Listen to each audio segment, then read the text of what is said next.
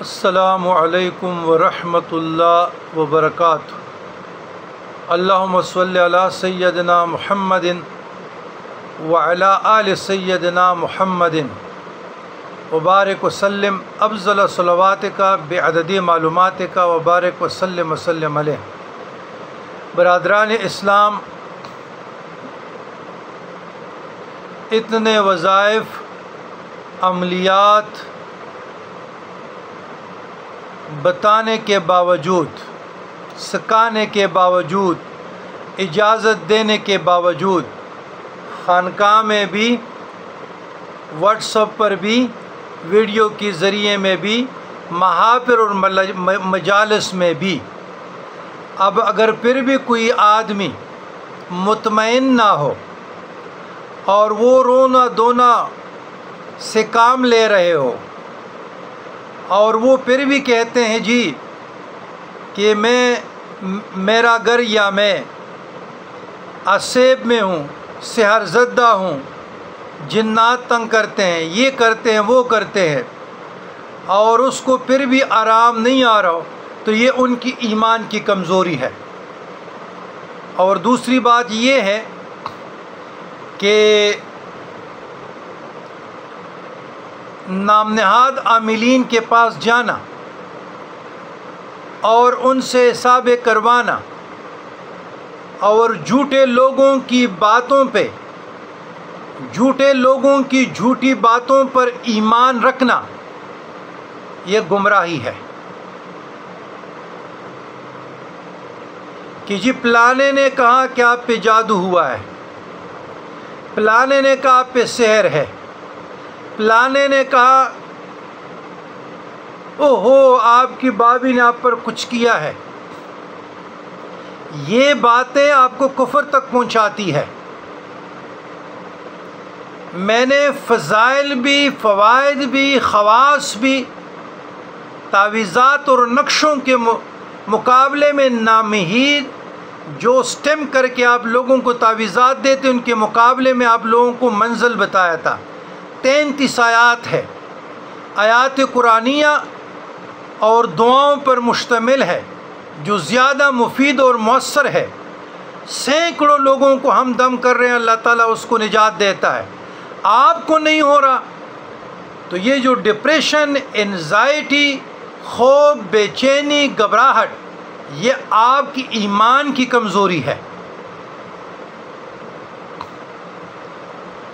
آپ اپنے اعمال پہ محاسبہ کریں، نظر ثانی کریں، کہیں سے آپ سے کتنی میجر غلطی ہے، بہت غلطی ہے کہ وہ آپ پہ کوئی قرآنی عمل آپ پہ جو نا اثر نہیں کر رہا۔ قرآن مجید فرقان حمید میں وَنُنَزِّلُ مِنَ الْقُرْآنِ مَا هُوَ شِفَاءٌ وَرَحْمَةٌ لِّلْعَالَمِينَ، یہ تو مومنین کے لیے شفا ہے۔ تو یاد رکھیے گا، فخر رسول صلی اللہ علیہ وسلم نے دینی اور دنیاوی حاجت اور غرض ایسے نہیں چھوڑی جس کے لیے دعا کا طریقہ تعلیم نہ فرمایا ہو، اور اس طرح بعض مخصوص آیات کا مخصوص مقاصد کے لیے پڑھنا مشائخ کے تجربات سے ثابت ہے۔ تو بات یہ ہے کہ جو منزل کے میں نے 33 فضائل، خواص اور فوائد بیان کیے ہیں، بار بار مجالس میں، محافل میں، بازاروں سے لے کر لوگوں کو دے رہا ہوں اجازت کے ساتھ، مہر دستخط کے ساتھ۔ یہ 33 آیات ہے جو جادو کے، شیاطین کے، نظر بد کے، چوروں کے، درندوں کے، زہریلا حشرات الارض کے سے فنا ہو جاتی ہے، نجات ہو جاتی ہیں، بیماریاں دفع ہو جاتی ہے۔ اگر کسی پر عصیب ہے اور اس مرض میں مبتلا ہے، نفسیاتی مسائل میں، ڈپریشن میں، انزائٹی میں ہے، بھوک کا نہ لگنا، خوف، بے چینی، گھبراہٹ، ٹھنڈے پسینے، نیند کا اچار جانا، تنہائی پسند ہو جانا، روشنی برا لگنا، اندھیری میں گھبرانا، سفر میں گھبرانا، گاڑی میں بیٹھ کر گھبرانا، یہ ساری چیزیں جو نا آپ کے ڈپریشن کے علامات ہے، لیکن یہ ساری چیزیں جب ہم علم روحانیت میں دیکھتے ہیں تو یہی چیزیں علامات جادو ہے۔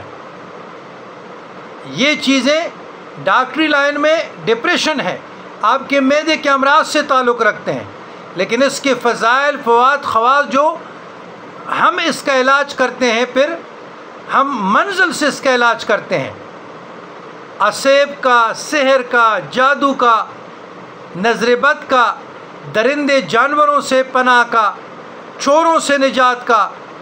تو یاد رکھیے گا ہمارے گھروں میں مستورات کو جو بھی مشکل پیش آتی ہے، ہم خود اس کو تجویز کرتے ہیں، منزل پڑھے، اس پہ دم کا پانی دم کر کے مریضہ کو پلاتے رہیں اور اللہ تعالیٰ اس کو شفا دیتی ہے۔ تو یاد رکھیے گا عملیات اور دعاؤں میں زیادہ دخل پڑھنے والے کی نیت پر منحصر ہے۔ جب تک توجہ یکسوئی نہیں ہوتی، عقیدت نہیں ہوتی، تو مؤثر کیسے ہوگی؟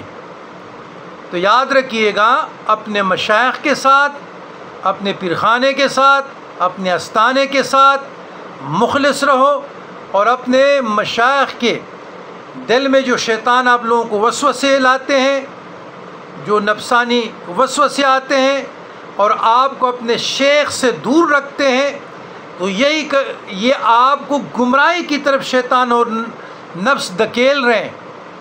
تو جتنا آپ کا رابطہ اپنے شیخ کے ساتھ مضبوط ہوگا، آپ ڈسکس کریں گے، تو اتنا آپ کے مسائل کا حل ان کی مشورے سے، ان کی رائے سے، ان کی توجہ سے نکل آئے گی، اور وہ تجویز کرتے رہیں گے۔ تو اس طریقے سے اللہ تعالیٰ آپ کو کیا دے گا؟ فائدہ۔ اللہم ربنا آتنا فی الدنیا حسنۃ وفی الآخرۃ حسنۃ وقنا عذاب النار۔